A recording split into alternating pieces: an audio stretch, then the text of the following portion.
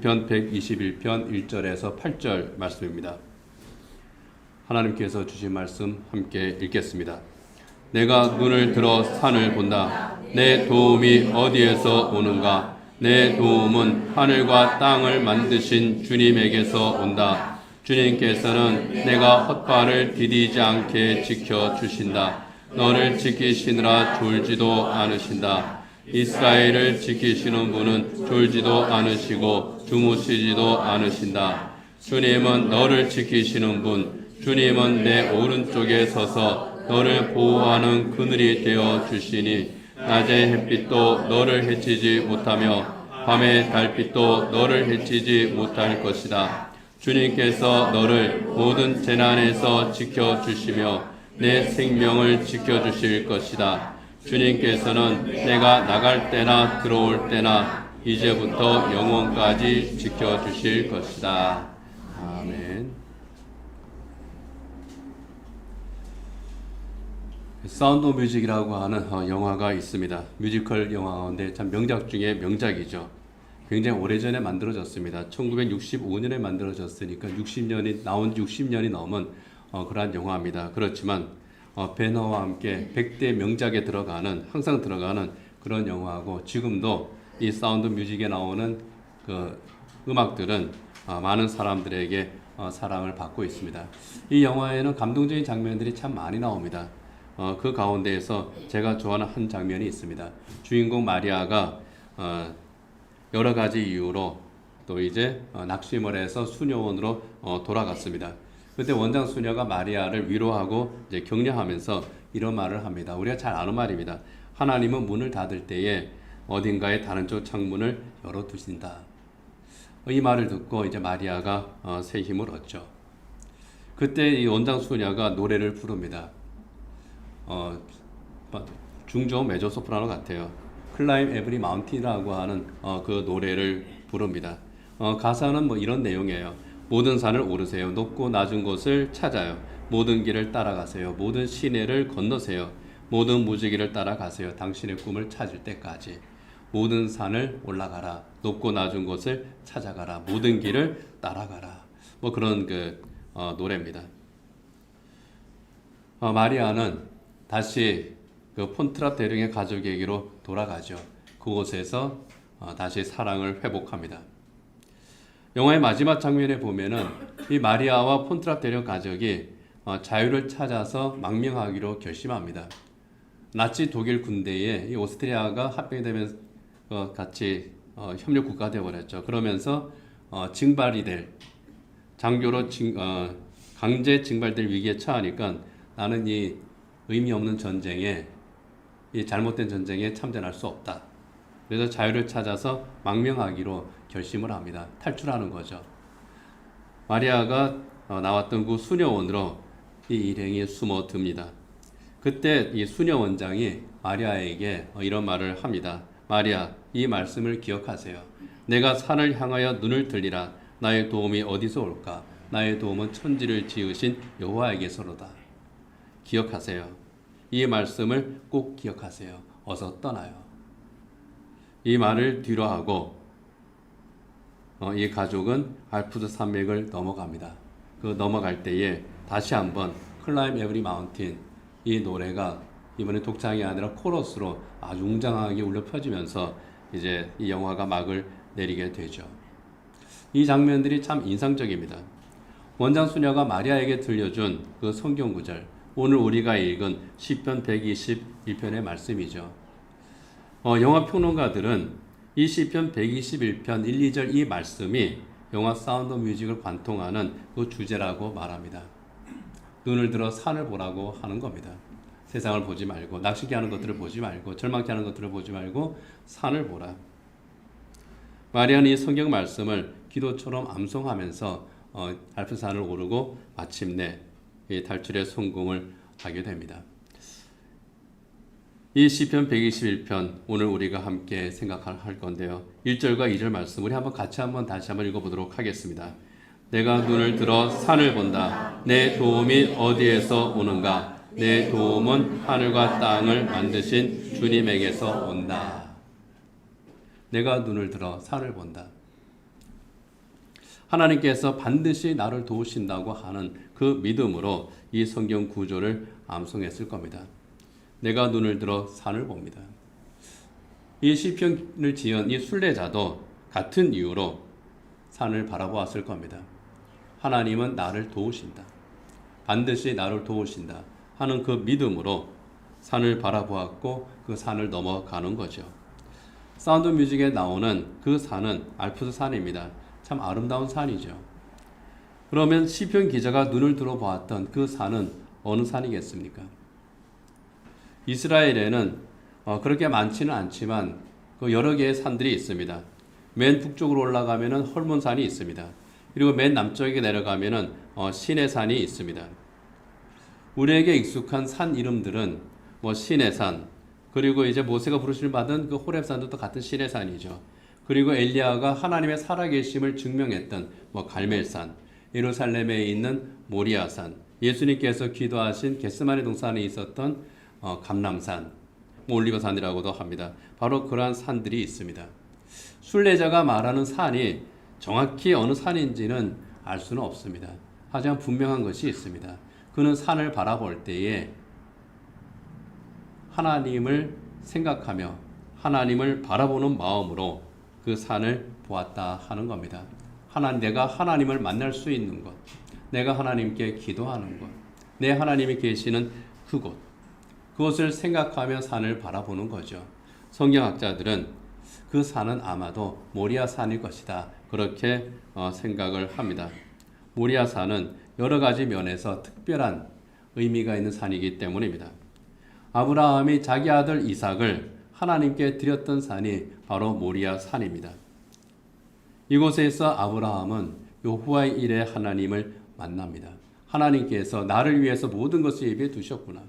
내가 근심하면서 걱정하면서 이 산에 올라왔는데, 그럼에도 불구하고 하나님께 순종하는 마음으로 이 산에 올라왔는데 사실 하나님께서는 모든 것을 나를 위해 이미 예비해 두고 계셨구나. 내 모든 근심과 걱정이 아무 쓸데없는 거였구나 하는 것을 아브라함이 확인을 합니다.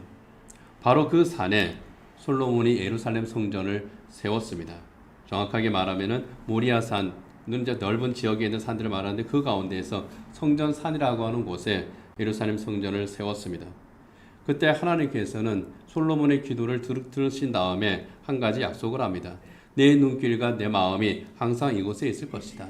그러면서 약속하신 것이 역대하 7장 14절이야 15절 말씀입니다. 같이 읽겠습니다.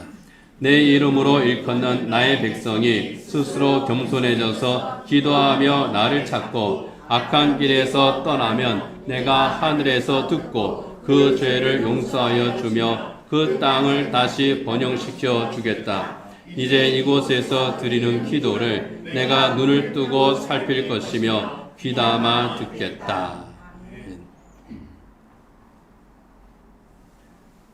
내 마음과 내 눈길이 항상 이곳에 있을 것이고 이곳에서 내가 너희의 기도를 듣고 살피겠다. 하나님께서 약속을 하신 겁니다. 그 산이 모리아산이고 거기에 성전이 있기 때문에 성전을 향해서 올라가는 순례자들은 이 시편 찬송을 부르면서 모리아산으로 올라갔습니다. 그런 면에서 볼 때에 그 산은 모리아산이 맞을 것 같습니다. 그런데 이 모리아산, 이 성전에 있는 바로 그 산으로 향하는 그 길은 결코 쉬운 길이 아니었습니다. 광야를 지나기도 하고 계곡을 지나기도 합니다. 그 계곡을 우리가 잘 아는 대로 눈물의 골짜기라고 합니다. 그렇지만 순례자들은 기꺼이 이 길을 지나갔습니다. 그 길을 지나갈 때에 여러 가지 방법이 있었겠죠. 산티아고 순례길을 가는 사람들은 침묵 가운데에서 그 순례길을 간다고 합니다. 예루살렘 성전으로 향하는 이 순례길은 모리아산을 바라보면서 노래를 주고받는 그런 순례길이었다고 합니다. 한 사람이 선창을 합니다. 내가 눈을 들어서 산을 봅니다. 그런 다른 사람이 또 이어서 부릅니다. 나의 도움은 하늘과 땅을 지으신 하나님에게로부터 옵니다. 이렇게 서로 주고받으면서 성전을 향한 이 순례길을 걸어가는 겁니다. 하늘과 땅을 지으신 하나님을 향해서 나는 나아갑니다. 참되신 창조주이신 하나님, 전능하신 하나님께서 나를 도우시니 나가 가는 이 길 결코 두렵지 않습니다. 그 마음으로 이 순례길을 가는 겁니다. 그 가는 길 가운데 있는 광야길도 그리고 눈물의 골짜기도 결코 두렵지 않고 오히려 감사한 마음으로 갈 수가 있었던 거죠. 하나님께서 나를 도우십니다. 이 순례길을 가는 나를 하나님께서 도우십니다. 그런데 여기 하나님께서 도우신다고 할 때 이 도움은요, 히브리어 원문을 보면은 전쟁 시에 어려움에 처한 그 부대에게 군사와 물자들을 보내서 구조하는 그 도움을 말합니다. 치열하게 전투를 하고 있는데 여러 가지 물자가 부족해요. 무기도 부족하고 식량도 부족합니다. 위기에 처했습니다. 그럴 때에 보급품이 도착을 합니다. 얼마나 반갑겠습니까? 바로 그것과 같은 것이 오늘 본문에서 하나님께서 나를 도우신다고 할 때의 그 도움인 겁니다. 고난과 시련 가운데 있을 때의 실제적인 그런 도움과 구조와 도움인 겁니다. 이렇게 나를 도우시는 하나님이십니다. 하나님의 고백인데요. 오늘 시편 121편에서 이 순례자는 그러한 하나님의 도우심을 크게 셋으로 고백을 합니다. 그 첫 번째 도움은 하나님께서 나를 늘 지켜보시는 거더라 하는 거예요. 하나님께서 나를 늘 지켜보고 계십니다. 오늘 본문 3절이야 4절입니다. 같이 읽겠습니다. 주님께서는 내가 헛발을 디디지 않게 지켜주신다. 너를 지키시느라 졸지도 않으신다. 이스라엘을 지키시는 분은 졸지도 않으시고 주무시지도 않으신다. 내가 헛발을 디디지 않게 지켜주신다. 그 개정개혁 성경에는 우리에게 더 익숙한 용어로 또 번역이 되어 있습니다. 실족하지 않게 지켜주신다. 느낌이 확 와닿죠.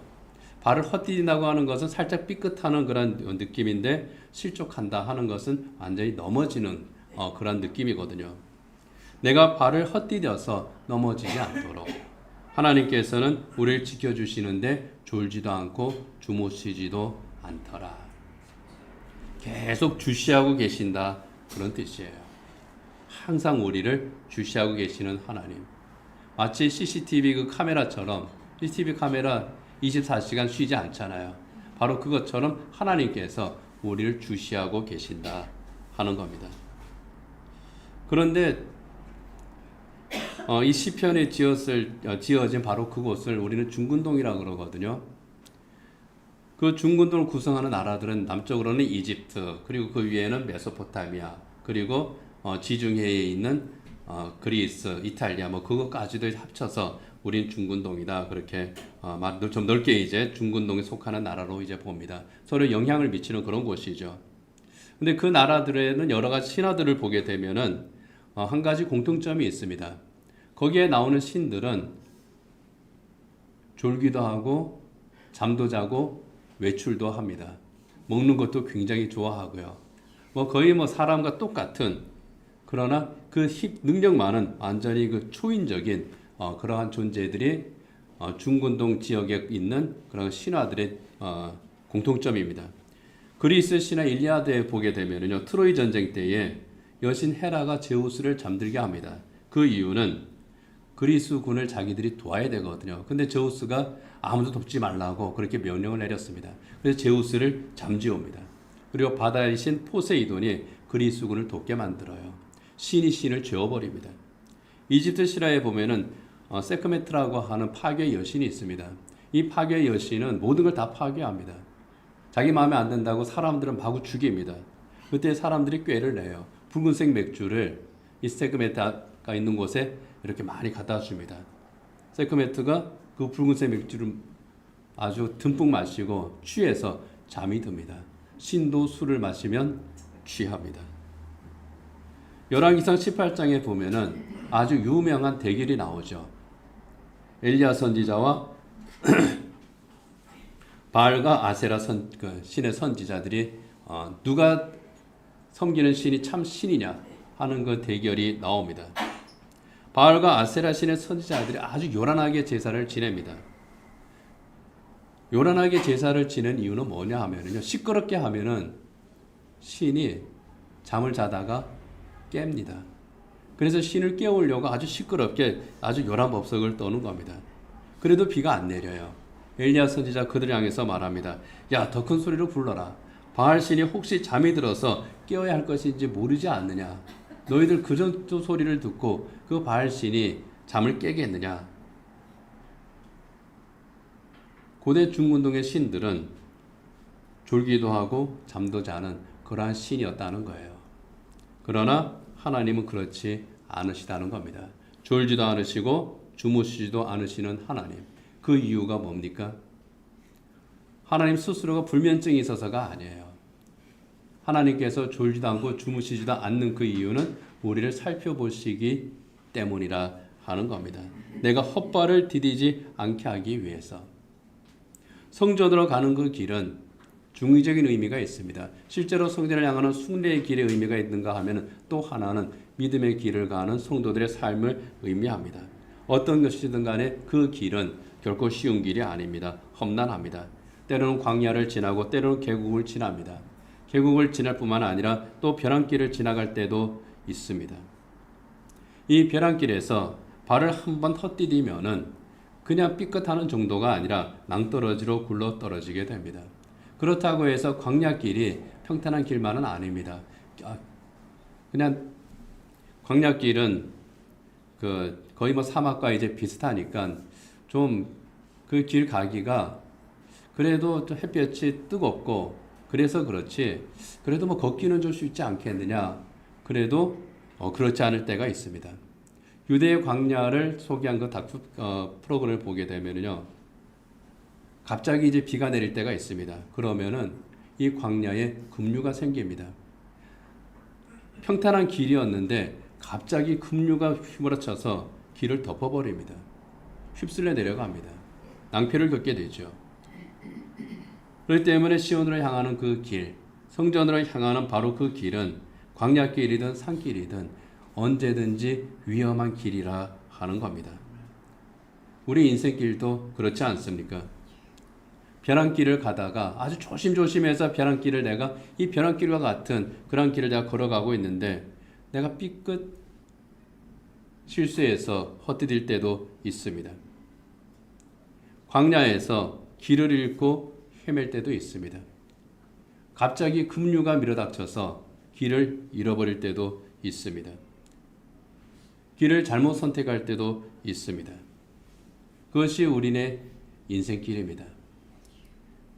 그런 인생을 하나님께서 지켜보고 계시고 그리고 하나님께서 구조해 주신다고 하는 겁니다. 언제나 깨어 계시고 내가 잠들었을 때에도 불꽃 같은 눈으로 우리를 살펴보시고 지켜보시는 하나님이시더라. 그래서 언제든지 손을 이렇게 내밀어서 딱 잡을 준비가 되어 계시는 분. 내가 실족할 때에 하나님께서 내 팔을 잡아주시는 분. 내가 급류에 휘말려서 떠내려갈 때에 내 덜미를 또 낚아채 주시는 분. 그러기 위해서 불꽃 같은 눈으로 우리를 살피시는 하나님이십니다. 그렇게 고백을 하는 겁니다. 그리고 두 번째는 나의 약함을 도우시는 하나님이시라고 하는 고백입니다. 오늘 본문 5절이야 6절입니다. 같이 읽겠습니다.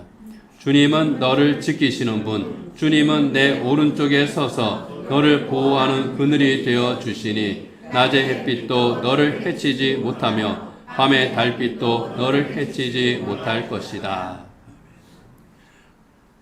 하나님께서 내 오른쪽에 서서 지켜주시는 분이라고 또 그렇게 고백을 하고 있습니다. 하나님께서 내 곁에 계시는 분입니다. 당연한 고백이죠. 그런데 굳이 하나님께서는 내 오른쪽에 서서 나를 보호하시는 분이십니다. 그렇게 고백을 하는 겁니다. 오른쪽은요, 하나님의 오른손은 강한 능력의 손입니다. 그런데 사람의 오른쪽은 그 사람의 가장 약한 부분입니다. 전쟁터에 나서는 그 군인의 무장을 보면은요, 대체로 어떻게 합니까? 왼손에 방패를 듭니다. 적의 공격을 왼손의 방패로 막습니다. 오른손에는 칼이나 창을 듭니다. 적을 공격을 하죠. 공격할 수 있기 때문에 강할 것 같지만 어떻습니까? 그 자리가 바로 나의 약점입니다. 칼을 든 손, 바로 옆에 오른쪽 옆구리, 거기가 약점입니다. 그래서 주님께서 내 오른쪽에 서서 보호하신다고 하는 것은 내 약점을, 내가 강점이라고 생각하는 그 약점을 하나님께서는 알고 보호해 주신다 하는 겁니다. 내 곁에 계시면서 나의 약함을 보호해 주시는 하나님, 나의 약함을 공격하는 사탄의 공격으로부터 보호하시는 하나님이시더라 하는 거예요. 그리고 오른쪽에 선다는 것에는 또 다른 의미가 또 하나 있습니다. 유대인에게 있어서 이 오른쪽의 자리, 이 오른편의 자리는요, 변호의 자리라고 하는 겁니다. 재판을 받게 되었을 때에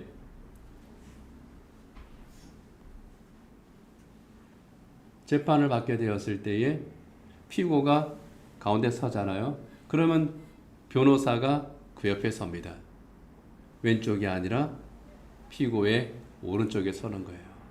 오른쪽에 서서 이 사람의 억울함을 대신 변호해 주는 겁니다. 곧 하나님께서 내 오른쪽에 서 계신다고 하는 것은 하나님께서 나를 변호하고 지지해 주시는 나의 응원군이시다, 그런 뜻입니다. 그 응원군을 예수님께서는 보혜사 성령이라고 또 그렇게 말씀을 하셨죠. 요한복음 14장 26절입니다. 같이 읽겠습니다. 그러나 보혜사 곧 아버지께서 내 이름으로 보내실 성령께서 너희에게 모든 것을 가르쳐 주실 것이며 또 내가 말한 모든 것을 생각나게 하실 것이다. 내 오른쪽에 서서 나를 변호하시는 보혜사 성령 하나님, 하나님께서 그 능력으로 나를 도우시고 나를 보호해 주심으로 말미암아 우리는 이 믿음의 순례길을 갈 수 있다는 겁니다. 하나님께 나아갈 수가 있다는 겁니다. 그 능력의 하나님이 우리의 그늘이 되신다는 거죠. 그늘은 광야에 있는 그늘을 의미합니다. 광야에서의 그늘은 오직 오아시스에만 있습니다. 광야에는 풀도 제대로 자라지 않고 나무도 제대로 자라지 않습니다. 나무도 물론 자라긴 자랍니다. 그런데 그 자라는 키가 한 요 정도밖에 안 돼요. 크게 자라지를 못합니다. 큰 나무는 어디에 있습니까? 오아시스에 있습니다. 오아시스에 가야 큰 나무가 있고 그 종려나무의 그늘이 또 사람들을 지켜줄 수가 있는 겁니다.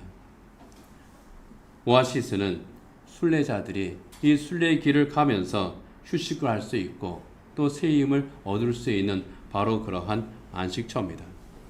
성전을 향해서 가는 그 길, 이 순례길에 있는 그 광야는 햇빛이 뜨거울 수밖에 없는 그런 곳입니다. 피할 수가 없어요. 그늘이 없습니다. 그리고 밤의 달빛은 또 차갑습니다. 춥습니다. 낮에는 덥고 밤에는 춥고 육체적으로 견디기 힘든 바로 그러한 곳입니다. 그런데 내 오른쪽에 계신 하나님께서 낮에는 뜨거운 햇볕을 막아주시고 밤에는 추위로부터 보호해 주시는 그 그늘이 되십니다 하는 겁니다. 내 삶에서 하나님께서는 언제나 나의 오아시스가 되어 주십니다. 오아시스에 있는 그늘이 되어 주십니다. 그 그늘에서 내 지친 몸과 마음, 내 영혼의 안식을 누립니다. 내 영혼의 안식자가 되시는 하나님이시라고 그렇게 고백을 하는 겁니다. 지치고 탈진한 내가 다시 회복할 수 있도록 도우시는 하나님, 그 하나님이 내 오른쪽에서 나의 그늘이 되시는 하나님이시라는 겁니다. 언제나 내 곁에 계시는 하나님, 나의 약함을 보호하시는 하나님, 언제나 나를 변호하시는 하나님, 나의 안식처가 되어주시는 하나님이시기에 나는 감사합니다. 이렇게 고백을 합니다. 세 번째는요, 그 하나님은 한결같이 변함없이 나를 지켜주시더라 하는 거예요. 오늘 본문 7절이야 8절입니다. 같이 읽겠습니다. 주님께서 너를 모든 재난에서 지켜주시며 내 생명을 지켜주실 것이다. 주님께서는 내가 나갈 때나 들어올 때나 이제부터 영원까지 지켜주실 것이다.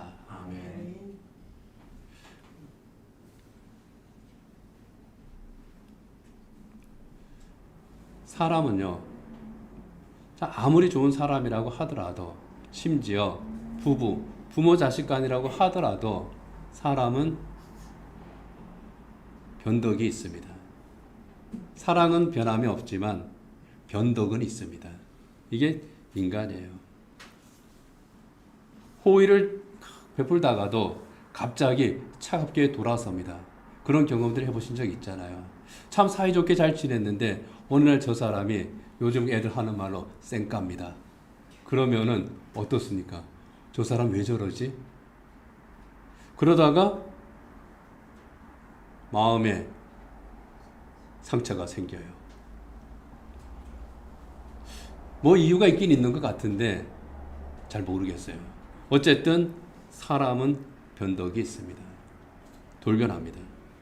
그리고 내가 주는 만큼 받지 못하면요, 또 서운해요. 그리고 서운함이 계속 쌓이면 어떻게 됩니까? 어느 순간부터 미워져요. 사랑은 하는데 미워집니다. 그런데 가족이 아니면, 또 아주 친한 사이가 아니면 어떻습니까? 왼수집니다. 두 번 다시 안 볼 거야 그럽니다. 그리고 서운한 마음에 또 내밀었던 손길을 또 거둬들이기도 하죠. 또 내밀기 싫기도 하고, 상황에 따라서 이렇게 변하는 것이 사람입니다. 똑같아요. 변덕이 있는 존재, 이게 인간입니다. 그러면서 엎치락 뒤치락 하다가 그냥 맺혔다가 풀렸다가 그냥 떠났다가 다시 돌아왔다가 뭐 그러는 것이 이제 우리 인생사 아니겠습니까? 또 그것이 또 어떤 면에서는 살아가는, 지나고 나면 그게 또 이제 그냥 살아가는 재미지, 또 그렇게 하긴 하지만 그 순간은 어떻습니까? 힘들어요. 그러나 하나님은 그렇지 않으시더라 하는 거예요. 한결같으시더라, 변덕이 없으시더라 하는 겁니다. 받는 만큼 내가 줄게 그러지 않으세요. 받는 만큼 줄게 그러지 않으십니다. 그냥 다 줄게 하시는 분이 하나님이시라는 겁니다. 나갈 때나 들어올 때나 이제부터 영원까지라고 말이 바로 그런 뜻입니다. 나갈 때나 들어올 때나, 너가 아침에 일어나서 집을 나갈 때나 다시 집에 돌아올 그때나 나는 이제부터 영원까지 그냥 변함없이 나는 너의 아버지야 하는 겁니다. 너는 내 사랑하는 자녀야 하는 것이 하나님의 사랑인 겁니다. 변덕 없는 사랑으로 한결같이 지켜주시는 하나님, 그 하나님께서 모든 재난에서 우리를 지켜주신다는 거예요. 여기 재난이라고 하는 말을요, 직역하게 되면은 불행이다 그런 뜻을 가지고 있습니다. 어떤 시련과 환난을 포함하지만 불행이라고 하는 뜻이 기본적인 뜻이에요. 예기치 않은 고난과 시련으로 말미암아 우리가 겪게 되는 불행한 일. 이 불행은 굉장히 주관적인 거죠. 내가 불행하다고 여기면 불행한 거예요. 야, 네가 지금 있는 상황 정말 불행한 거 아니야. 너 진짜 불행한 게 뭔지 몰라서 너가 지금 불행하다고 그렇게 투정 부리고 있지. 그런 말 절대로 하면 안 됩니다. 그런 말을 하면은요, 요즘 애들 말로 그 마음에 어떤 글자가 새겨지는지 아십니까? 글이라고 하는 말이 글자가 새겨집니다. 예, 이걸 알아들으시는 분은 아직 젊은 사람. 예, 확 스크래치가 오는 거예요.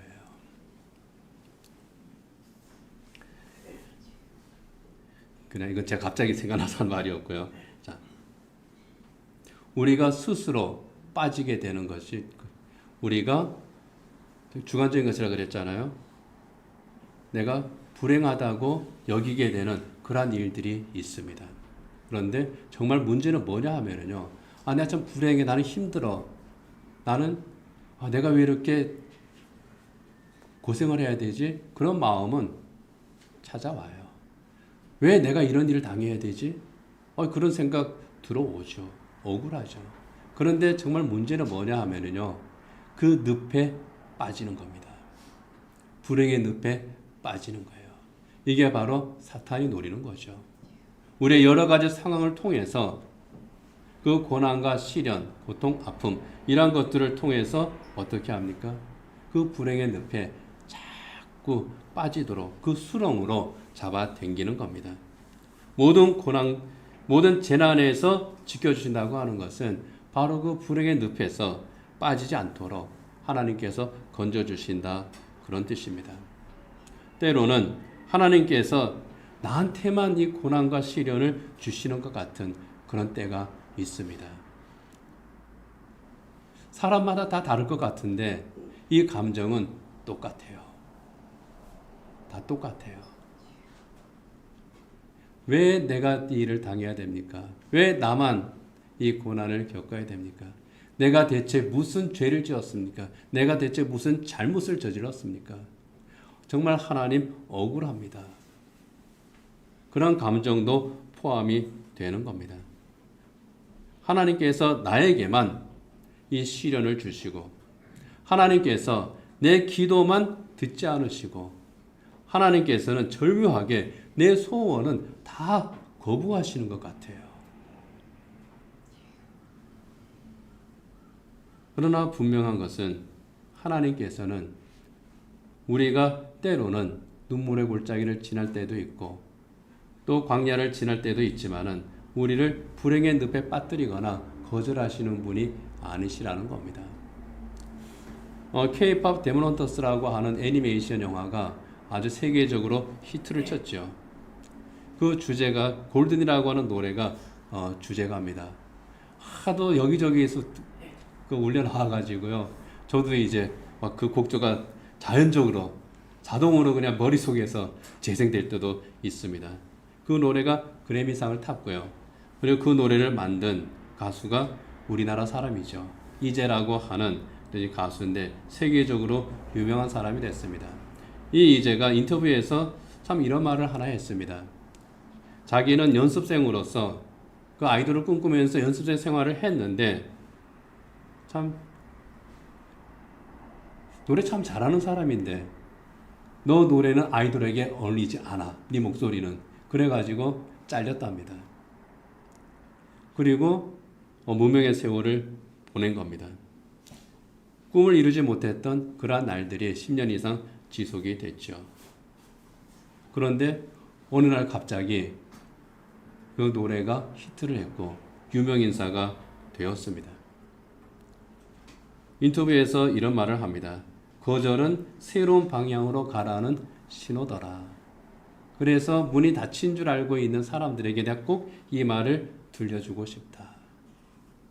세상이 나를 거절했다고 해서 끝이 아니더라. 오히려 그것은 새로운 방향으로 가라고 하는 방향 전환의 신호더라.